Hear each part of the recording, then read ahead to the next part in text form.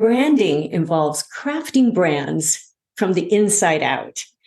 Yet in today's crowded marketplace, achieving visibility is more challenging than ever, despite having a strong brand and a unique identity. Well, today we are going to gain some insights from Jackie Russo, a branding expert with extensive experience, including collaborating with renowned organizations like the Creative Artists Agency, or CAA, and founding her own company, BrandRusso. She's also developed an online learning program to aid businesses in defining and enhancing their brands and their marketing strategies. Despite wearing multiple hats, including being a proud mother of 4, Jackie offers some invaluable real-world advice. So keep listening. This podcast is brought to you by DJ Works Media, with resources and ideas for you at mid-career or halftime of life. Check out our online courses, where we want you to not only start, but finish. Books available in all versions, and songs available for immediate download with sheet music and instrumental accompaniment tracks. Our musicals are family-friendly with great music that's memorable and inspiring. Sign up at goalsforyourlife.com/newsletter for weekly updates. Now to our episode. Well, I'm so excited today to have Jackie Russo, and with her nice, smiling, beautiful face. If you're watching the video, it's just fun to see that on the other side of my Zoom screen. And so I thank you for being here, Jackie. You have a great background, and I want you to be able to cover some of that for us, and all about branding. Thanks for having me. I really appreciate it. Fan of the show, so glad to be here.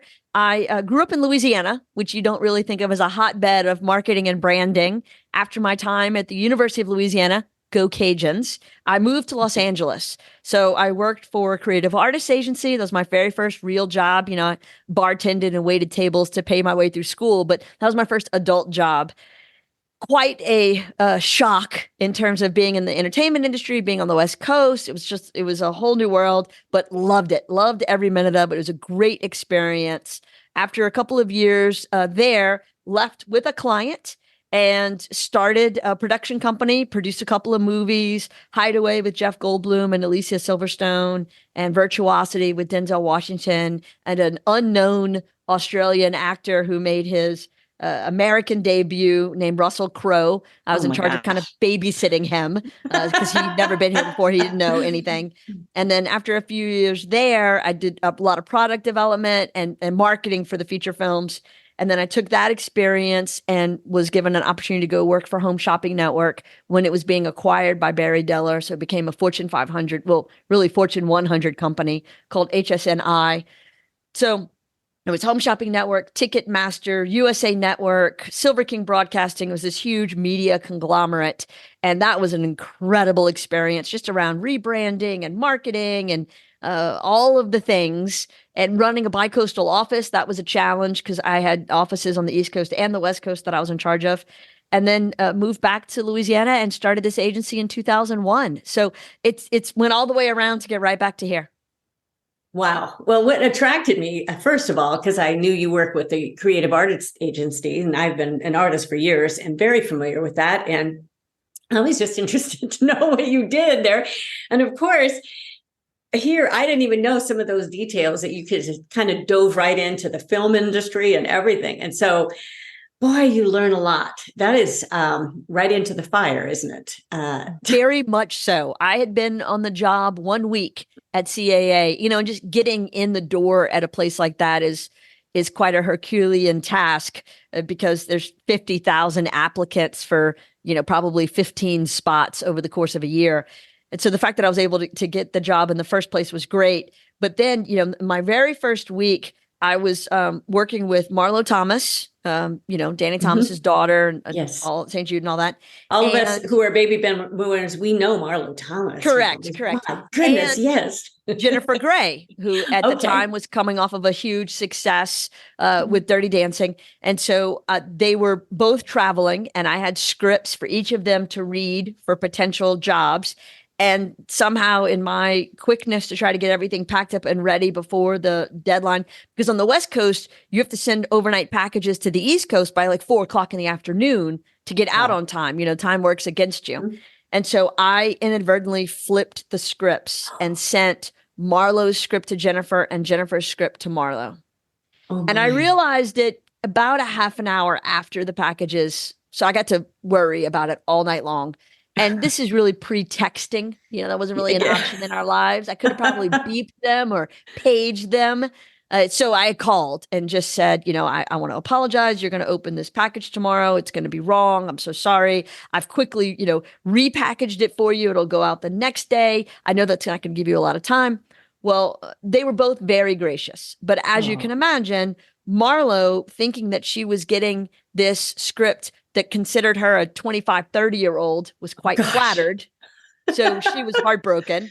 And Jennifer getting this script for a 40, 45-year-old was quite not happy. So there were moments like that sometimes were user error caused, but sometimes just the nature of the industry. But it was an incredible experience. And I got to work with just some amazing actors and actresses and writers and producers and directors. So it was a lot of fun.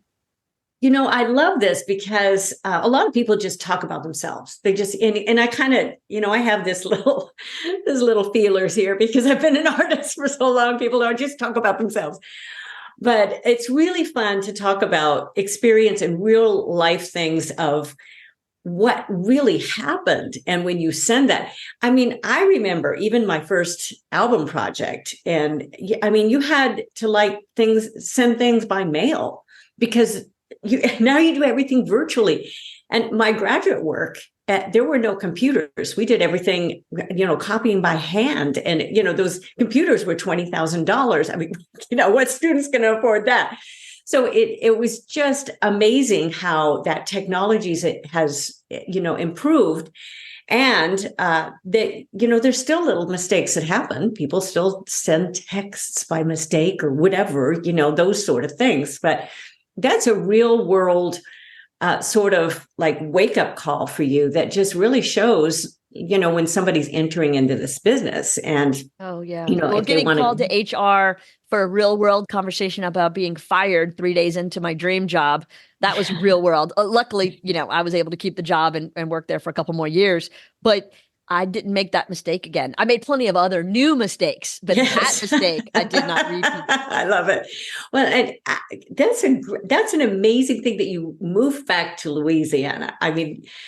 Boy, that's a big old move. Although that was a bigger probably move for you to move to California from. It was interesting. It was a challenge both ways. Moving to California, and each time I took about 2 weeks to make the decision. It was not a lengthy review process for me. Moving to California was me abandoning my plan to be a lawyer, which is what I thought I was going to be the entire time I was growing up, and realizing that was just not my calling anymore and needing to find a new replacement job. And having been a speech and debate kid, high school and college, and huge love of movies, realizing that I still liked the idea of negotiation and contracts and the aspects of the law that appealed to me, minus the, either putting people in jail or getting them out of jail, depending on what day you asked me what I wanted to be when I grew up. So I took what I thought was still my core strengths of speaking and writing and strategic thinking, but applied it to the entertainment industry instead of the legal industry. And so it kind of aligned. And I packed up everything and moved across the country and did not have a job or even a place to live, but someone from my hometown lived there. So I was able to sleep on their couch for a few days, find a job bartending, because that was where my experience was. And that held me over for 4 months until I was able to get the job at CAA. That's great. Most of the applicants for those agency jobs required starting in the mailroom.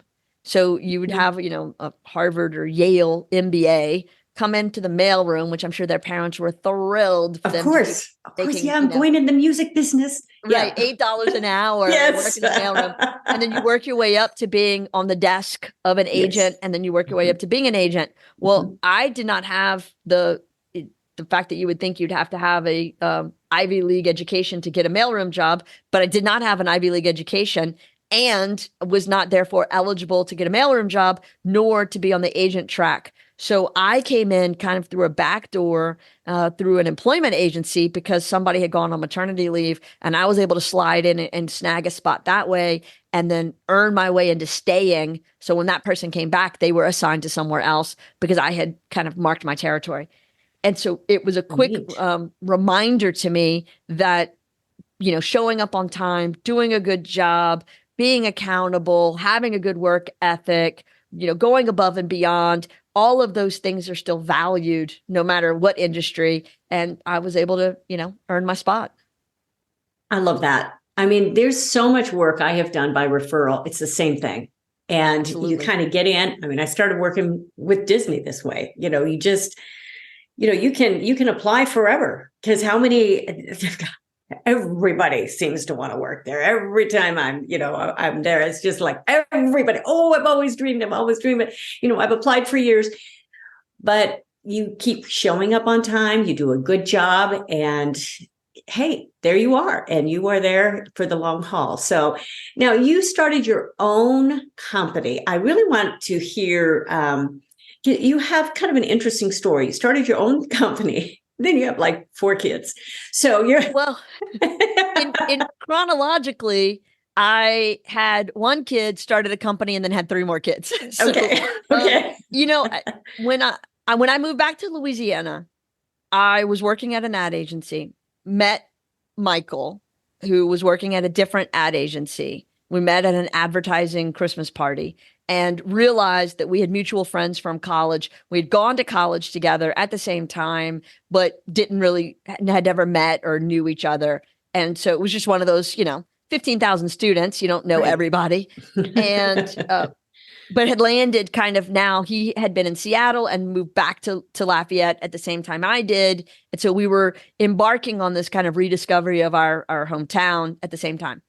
Then I needed a date for a Mardi Gras ball. And that mutual friend said, I'll set you up with this guy. He owns his own tux. He can dance. He'll say yes. I was like, great. So we go on this first date together. 4 months later, we get engaged. Wow. 6 months later, we're married.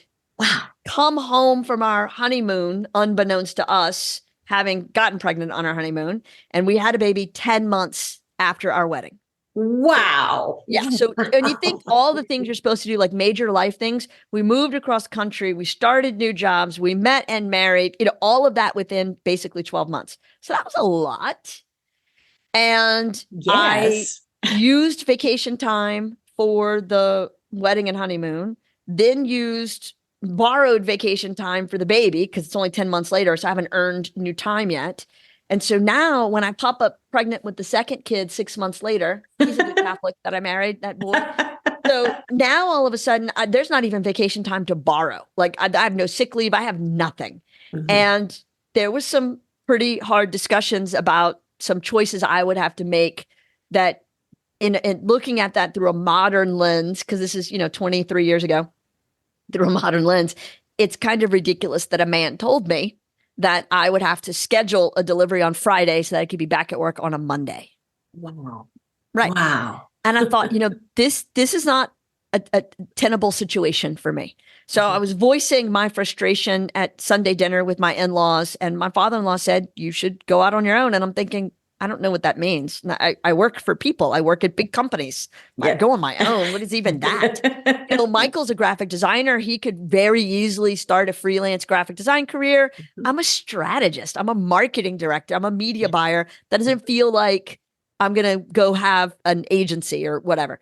Right. And so I reached out to a few friends that were doing some freelance work and discovered that there was a huge opportunity from a freelance media buying perspective. And I was already a licensed certified media buyer. So I waddled literally 7-8 months pregnant into a furniture store and a restaurant and a car dealership. And they said, yes, yes, yes. Wow. They were inundated. I mean, this is TV, radio, newspaper, billboard days, and they were just inundated by these sales reps constantly hounding them, hounding them, hounding them. And they didn't know who the best choices were for them. And they wanted an independent third party, advice made on science, not on the opinion of a salesperson whose job it is to sell that. And so I quickly, within a few weeks, had lined up enough clients to more than double the salary that I was making. And so I thought, okay, maybe there's something to this.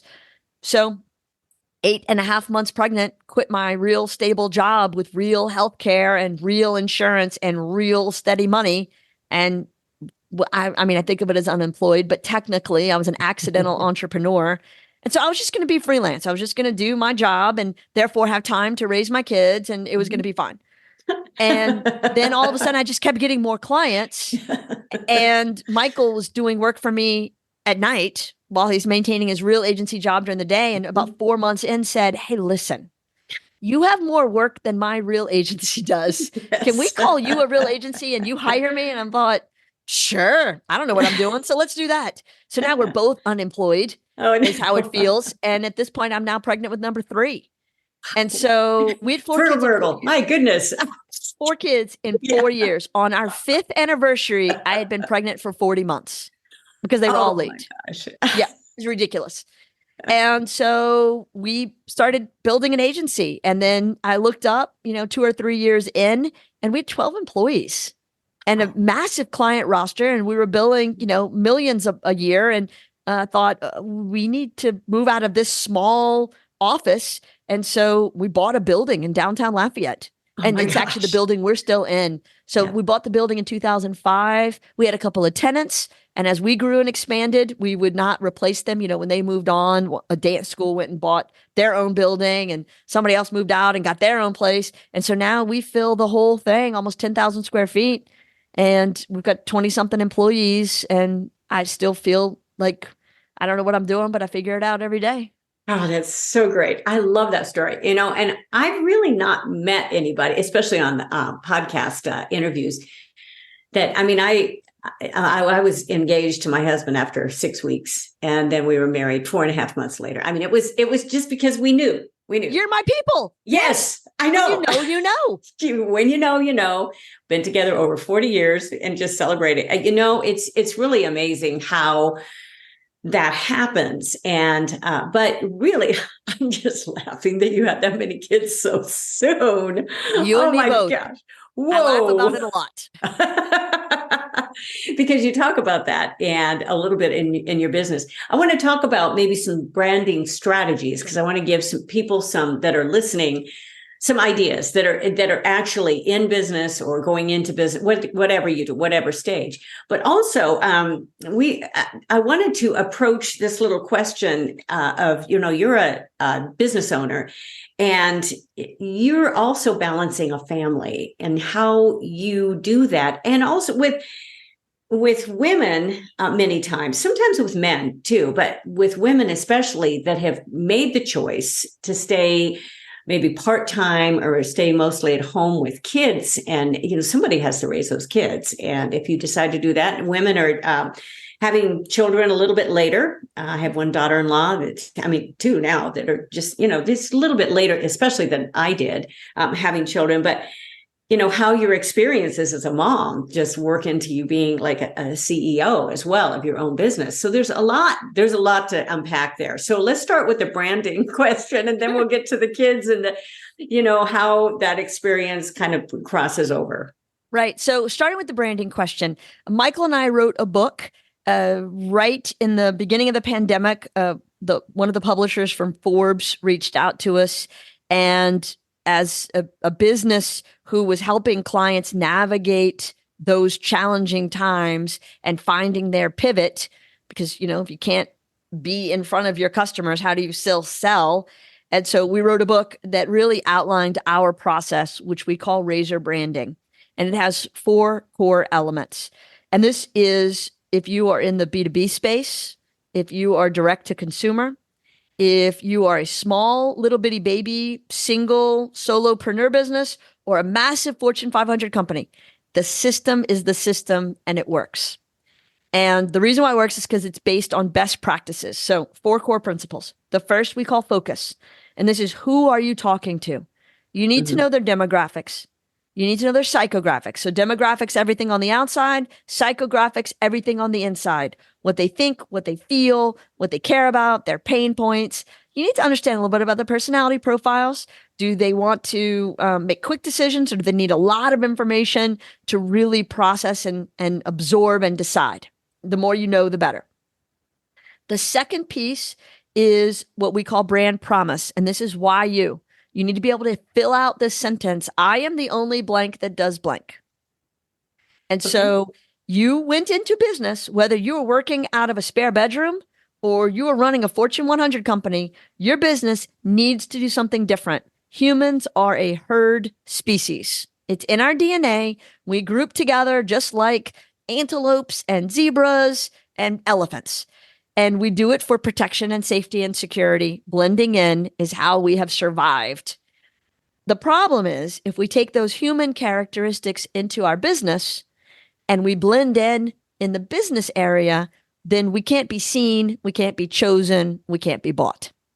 So we have to buck our natural inclination, and instead of allowing ourselves to blend in and do industry standard things and kind of look and sound like everyone else in our space, we have to be very brave and very bold and step outside and be different.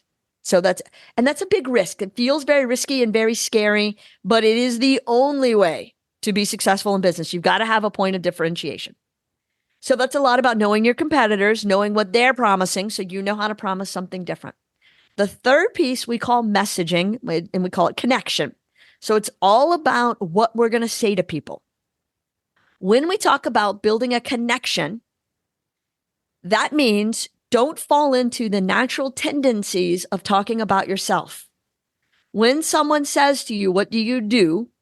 Our inclination is to say, oh, well, I work at BrandRusso. We started in 2001, co-founded it with Michael. We're a creative strategic branding agency. We handle, B2B clients across the country, blah, blah, blah, blah, blah, blah, blah.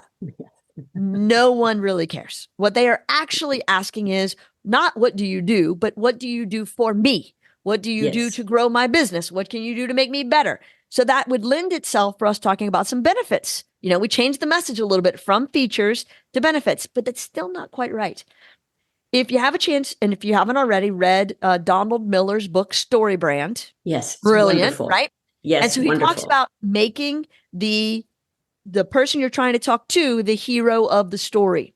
What you are is a guide. So if you know who you're talking to, you know what their challenges are, then you are the guide that gets them from the challenge to the solution.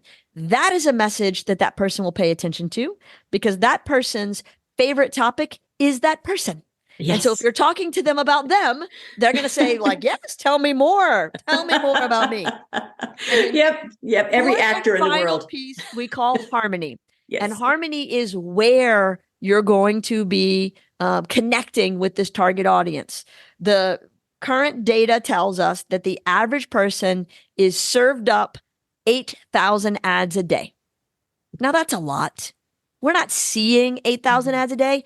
We are developing blinders and filters and this beautiful little piece of our brain called the articulator that allows us to block out 8,000 ads a day.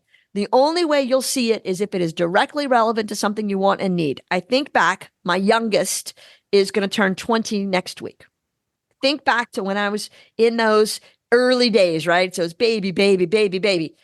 Everything I saw was baby products, baby materials, baby food, baby equipment, baby gear, baby clothes, baby tips, baby books. I personally believe that the human race must be dying off. I haven't seen a baby ad in about 18 years.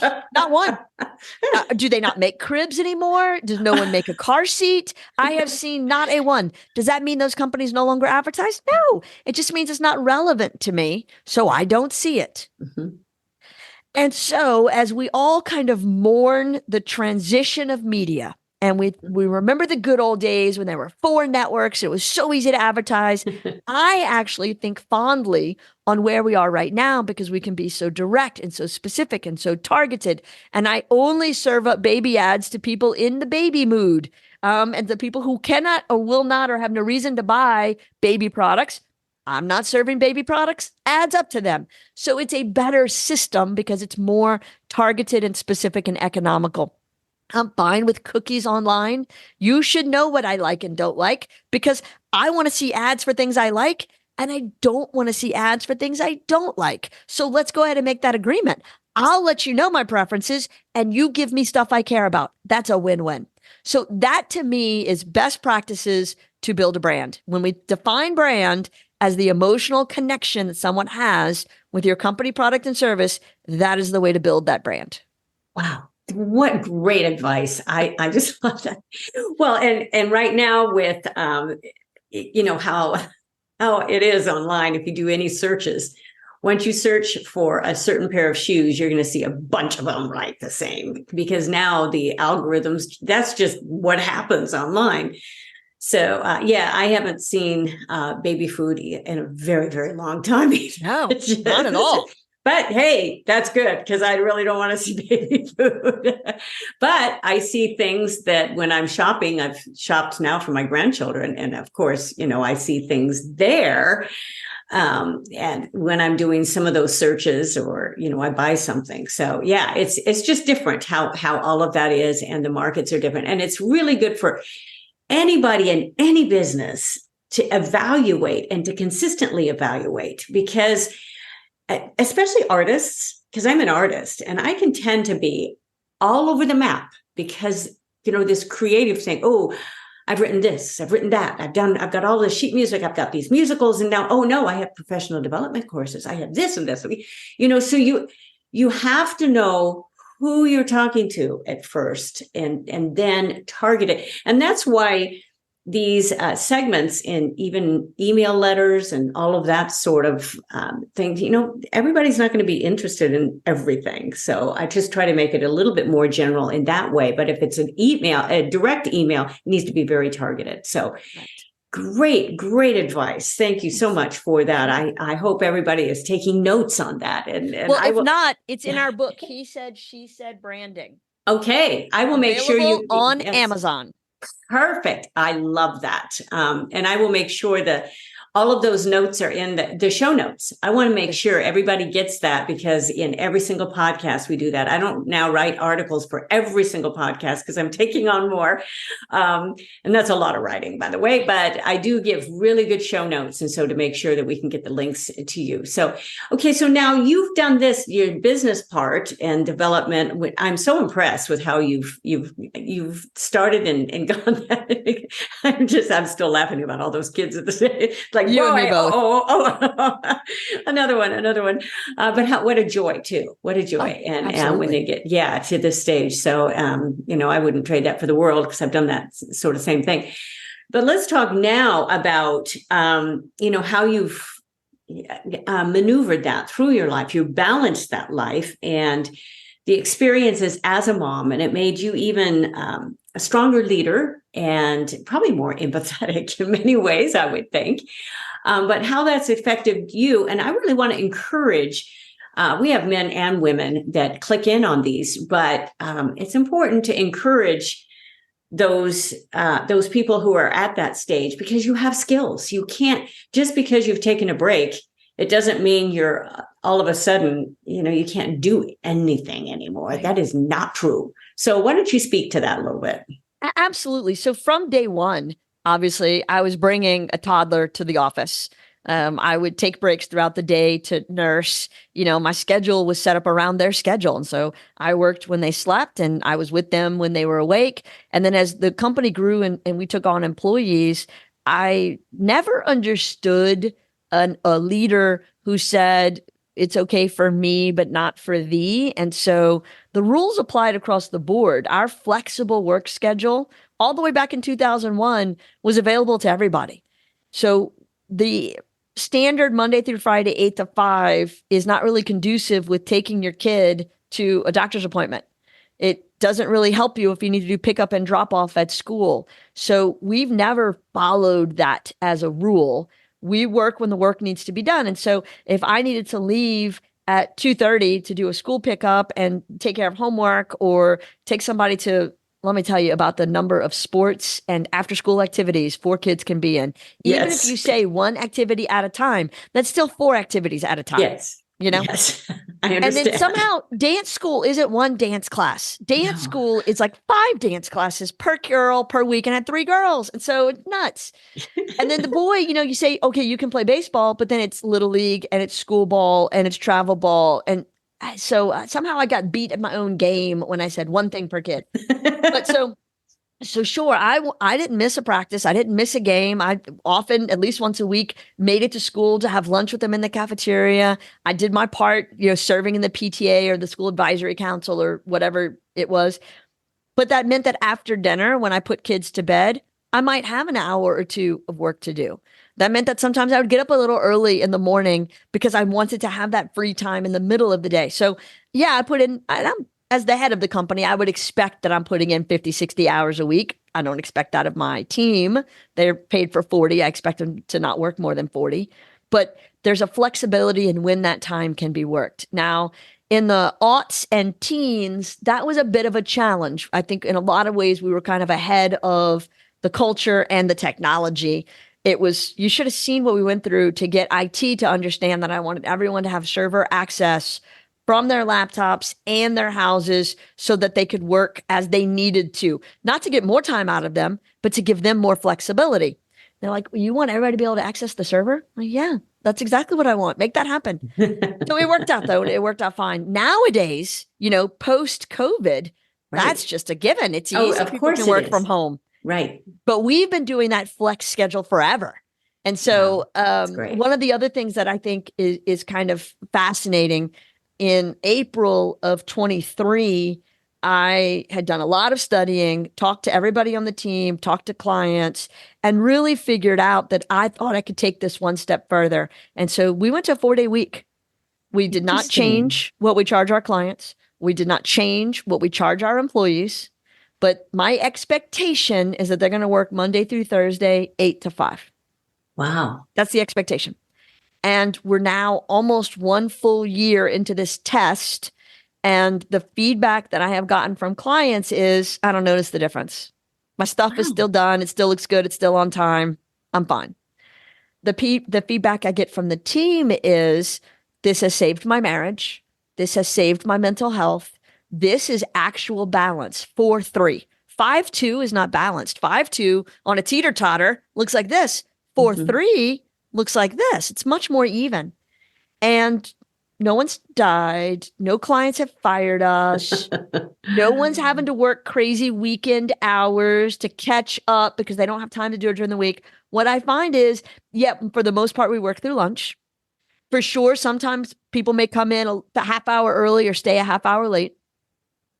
But that 3-day weekend's real nice. I mean, that's 52 paid Fridays off a year. Wow. That's balance. You know what? My people don't want to quit. That's great. I have a list of resumes of people who want to work here. So I'm now able to cherry pick talent and recruit better than I've ever done before. And so it's working out for us. That's so great. And especially if you're a parent and you want to be able to, schedule and being able to be there for kids no matter what time and to get your work done. I think it's just a real great gift that you would have a boss that would encourage that, because somebody has to raise those families. Somebody has to raise those kids. And it's important. It's really, really important now more than ever, because, you need to keep up with schools, or just, you never know what even the value of some of the schools are. You just need to be there. You need to be alongside and involved. That's important. If we were working at a government agency or running and teaching a school, or checking out at a grocery store and stocking the shelves, there are definitely some careers that don't have the same level of flexibility the way that we do. We have the benefit of being in an office setting. And Right. we have the luxury of setting our own schedules in a way that other people don't. And so I completely appreciate the privilege that we are afforded. And I'm grateful that I have a team of adults who are, and that's not about their age, that's about their maturity level, who are able to utilize this without taking advantage of it. Right. If they weren't self-starters and required a lot of micromanagement, this would never work. Right. But these are people who appreciate they have a task to get done and they get it done. And Right. I don't really care how long it takes them to do it or where they are when they do it. As long as it's quality work in the end, everybody wins. Yep. I mean, I have assistants that we do the same thing. It doesn't matter when you do it, just this is what we need to get done. I think it's so important too, because this is important for listeners, because if you're looking to go into something, maybe start your business, whatever you're going to do, but you need to prepare yourself to be able to be the person that can do that. Because if you only have the skill only of just doing one little thing behind the scenes, that is very, very limiting. You might find yourself only able to do, and I would say, no, you have other skills, and you can, if you pursue that, but it's preparing yourself. It's educating yourself. There's so many online courses. There's so many other places that you can learn and that you can grow and develop your skills. There's so many possibilities that way, but it takes work. You need to, maybe you're going to do that one job that you have to show up every day, but at night you can do those extra courses. You can equip yourself. You can do all of that. Absolutely. You have to be willing just to put that time in. It's so good they can't ignore you. That's another wonderful book by Cal Newport. And just to be great at what you do. And then it gives you a lot of flexibility when you get to that point. Definitely a lot of flexibility. Absolutely. To that point, I was teaching marketing classes. We actually built a workshop here in the building that I use to do seminars and help people understand, especially people who can't afford an agency. I mean, we're not cheap.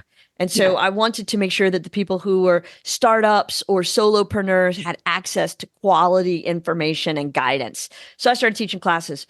Well, 2020, I couldn't teach in-person classes, which was quite a shock to my plan.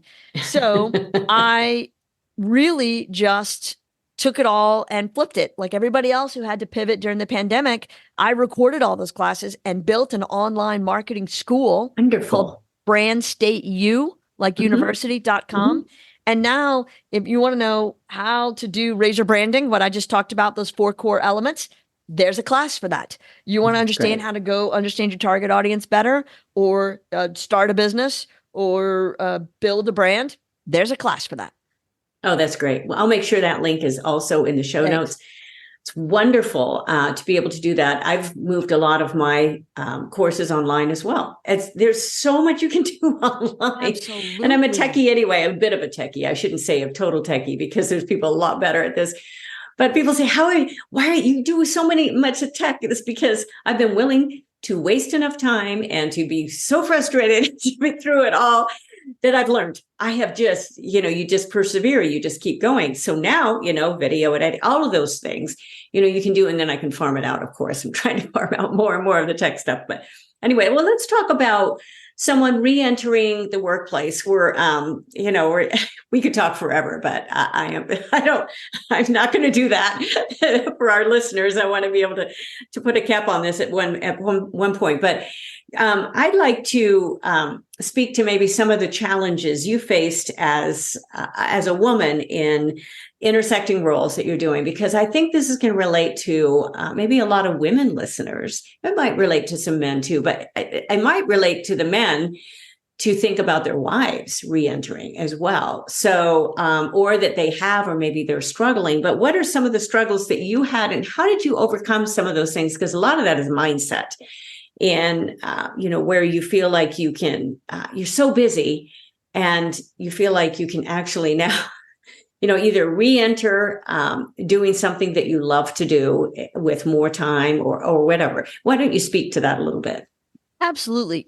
I think that whether you are working a full-time job and trying to do kind of a side hustle, if you're looking at starting up a business, if you've taken some time away from 9 to 5 work and are thinking about getting back into it, the same answer applies no matter where you're coming from. And it's really a true assessment of what you need, what you want, what you're looking for. You know, you've got to balance where your priorities are. Is this about making money? Is this about having freedom of time? Is this about building a legacy? Is this about giving back to your community? So to know what you're in it for, I think is important. I work with a lot of people who are doing startups. And so we talk about the mission, vision, culture part of that aspect, you know, and so I'm like, okay, let's talk about what's your mission? What's your vision? It's fascinating to me to hear them tell me that their mission is to make money. And I'm like, nope, that's just an outcome of not failing. That's not your mission. Your mission is how you're going to make the world a better place. Right. Your vision is what the world's going to look like when you achieve that. And so let's start again. Let's talk about your mission. And I think we need to have more of a focus on our personal mission statements, that we as people decide what is our mission here? What are we trying to accomplish? How are we trying to impact? Where are we giving back? You know, if we start by serving, by sharing of ourselves and our talents, then we can sell. And all too often I see people, whether it's in conversation or in social media or just in thinking about marketing, it's sell, sell, sell. And I'm like, oh no, that's the third on the list. That can't be first, third. So how can you share? How can you serve? Then the sales are just going to happen.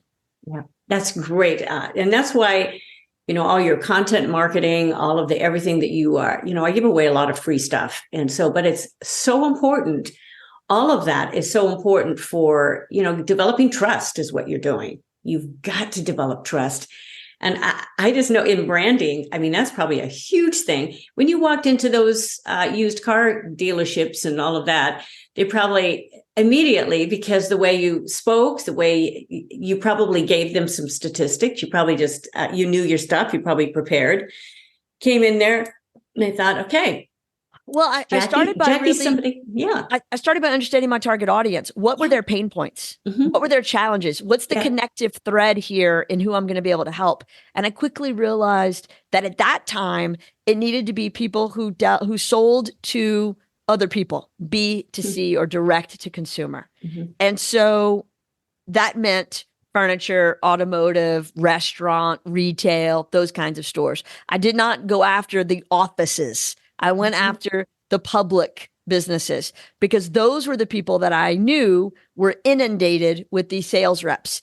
You know, in any given market, there are on average 60 to 70 sales reps who are media sellers. Each radio station has a rep, each TV station has a rep, each cable outlet has a rep, each newspaper, each magazine, each billboard company. You see what I'm saying? Yes. So these owners and managers would be inundated. Even if it had that fancy little no soliciting sign on the door, they would still be inundated with this TV station saying, I've got this amazing Super Bowl package. This is where you need to advertise because all your people are going to be watching it. I've got this awesome spread coming up in the magazine. You're going to need to buy this. And they don't know if it's actually awesome or not. So half of their budget is wasted, but they don't know which half. There's a reason why that's an old adage, just because it's very true. And so having me show up on the scene and say, okay, hold on. First of all, I can keep all 60 of those people away from you. I will dig a moat in front of your place. They are not allowed to come in and sell to you. If they do, we won't buy from them. When they show up, you just hand them my business card and say, I have an agent now. Talk to my agent. And then they will not bother you again. That's like a code. They know they're not supposed to go around the agent. So they will leave you alone. Number two, I will look at all packages on an apple to apple standpoint. So I'll see how many people are watching this TV show, how many people are listening to that radio program. Are they your target audience? And it doesn't matter to me which TV and radio station you buy or don't buy because I get paid the same amount either way. So I walk into this media agnostic and completely unbiased. And number three, I'm going to go through your bills, your media bills, not all your bills, just your media bills. And I'm going to say, we told them we wanted to buy 5,000 pairs of eyes, but only 2,500 people watched this TV show. They owe you 2,500 pairs of eyes. Let's go get paid back. Ooh. You can do that? Yes, I can. Well, yes, let's go do that. And so Wow. now all of a sudden, when I addressed the hassle of the sales reps, the frustration with the thought that they're wasting money, the fear around that, and then the fear that they were overpaying for something. Those three things, frustration, fear, and overpayment, all of a sudden, they were able to go right to saying yes to me. Wow. Wow. That's so great because you've really focused, you did exactly what StoryBrand asks you to do in sales too. You've got to know, what do they need? And they are the hero as well. So they, you're just a little guide. You're going to help them out and you're going to make sure all of those things. And you've done your homework. You walked in, and when you did your homework, that trust is right there. Wow. I would just love, and this is why people that are listening, anybody that sends all of these neutral sales things that I get on LinkedIn, I'm not interested in your product. Don't sell me. I'm not interested. And if I'm interested, I will approach you, or I'll find something, but people don't even understand what I do. Why are you sending me this? I don't really want a doctorate degree in this other field. Have you even looked at my profile? Oh my gosh. That's not what I want. So there's so much to this that we, as entrepreneurs, it's just always a good wake-up call every time I hear that it's important for me to constantly be vigilant as well, because I don't like people to sell to me, and I don't like to oversell. Correct. I will just make things available, and I need to ask, but not to be pushy on that. Is there anything else we want to cover today? Because there's we've done so much. I'm impressed. We have covered a lot. But I'd like you to especially leave, I especially want to, I'll make sure your book is in there too, because those principles are very, very, very valuable. I'm sure I'm going to pick one of those up as well. But because I'm always studying and I'm always reading, I read a whole lot. But that's part of what I encourage other people to do too. So it will be on my list and even on my online programs.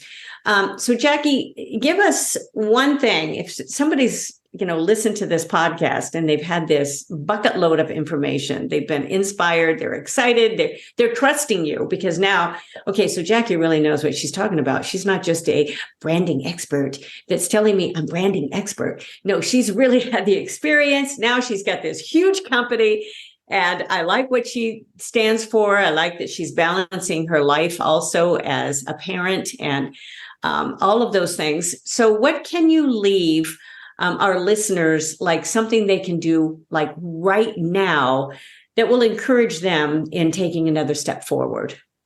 Well, I think it's about some assessment, taking stock of where you are and where you want to go, understanding what your goals are, and then moving forward. If you go straight to doing before assessing, you're going to miss some opportunities. I think that if it's about growing your business, then, figuring out your strategic brand plan can be instrumental. If it's about getting back into the workforce, then really understanding where you're going to be most fulfilled and appreciated. And it can't just be about making money. No. It's got to be about something where you have purpose and you have passion and you feel like you really are connected to the work you're doing.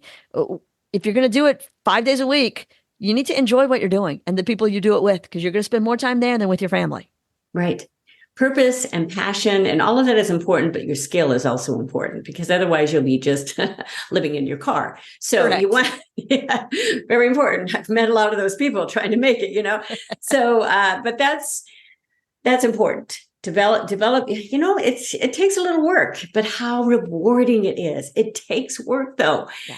There is no substitute, but it's such a joy. I love to work anyway. People say, "Oh, you're going to ever retire?" I'm not planning on it until my kids put me in a home. So we'll see. They're probably counting down the years. No, they're not. No, they're great. I've got 3 sons, so they're great. They're wonderful. So, but yeah, it's I think it's so important to really take that assessment, and that's part of what I really encourage people to do in all of my work too, because it's important for you to get to the place. I work with people mainly at mid-career, half time of life, And they're asking what's next. And what really drove me, Jackie, was I saw so many people sitting on their skills, sitting on their experience, sitting on their, their resources. They have all of this much more than I do in many areas. But they're not doing anything because they're frozen. They're just frozen. And you've got to be able to move forward and to encourage. So if I can push people a little bit and say, it's not going to hurt that bad. You need to go forward. So yeah, what great advice. Well, give we know about your book. I'll make sure all of that is in the show notes. And then just give us a place where people can go and to find out a little bit more about you. So people are hearing this as well. And then we'll let people go. So the options are a couple fold. One, you can go to JackieRusso.com.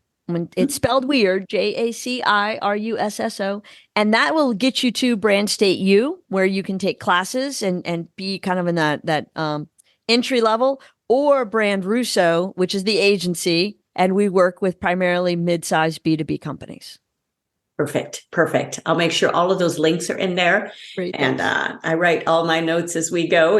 Probably some of you that are watching this and go, what is she doing? Yeah, I'm writing my notes to make sure I don't forget anything. And I look at all the transcripts too, but I want to make sure that people can contact you. I do this to help others on our podcast. I love the medium. We never used to have this and it's really, really an amazing medium. So thank you all for listening, for all of these listening and to hanging with us. And our interviews that I do go a little bit longer than some of our other episodes, but it's such a joy. And usually it's the first time. Sometimes I have people back, so which is really fun too. So, but Jackie, it's been a pleasure to meet you, and you've had such valuable things to say. I hope people were really listening, maybe taking some notes. And for all of you listening, we have podcasts at least once a week now, sometimes twice. So you'll want to be, because I'm putting in some bonuses this year. And you want to be clicking in those. I do have a newsletter. I don't flood you with sales things, but I have a lot of content, a lot of music as well. So those are always in there, and a lot of free stuff. So goalsforyourlife.com/newsletter. You can get there, but also the podcast, make sure you follow. So thank you all for joining us. And I will look forward to being with you again next time. Bye-bye for now. Thank you for joining us. It is because of our wonderful listeners like you that we keep going strong week after week. We'd love it if you'd share and follow us to not miss a single show and even write a review. You can also find all of our articles, products, and links at womenathalftime.com.